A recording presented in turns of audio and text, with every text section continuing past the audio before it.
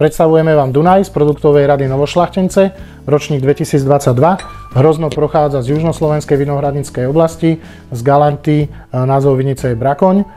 Tu máme možnosť vidieť vplyv zmien klimatických podmienok na Slovensku, že nie len Strekov, ako jedna z top oblastí alebo Hlohovec, ale aj v Galante sa už darí modrým muštovým odrodám na výrobu červených vín.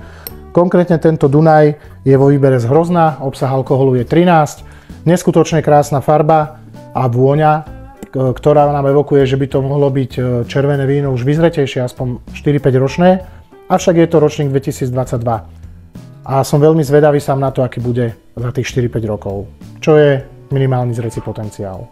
Aromatický profil, je tam nádherne cítiť višňu, čučoriedky, smotanový jogurt čerstvo otvorený. Táto ovocnosť prechádza aj do chute, ktorá je počiarknutá tým, že polovica z neho zrela v 500 litrových sudoch, ktoré boli vypálené medium plus, a používame dva typy sudov.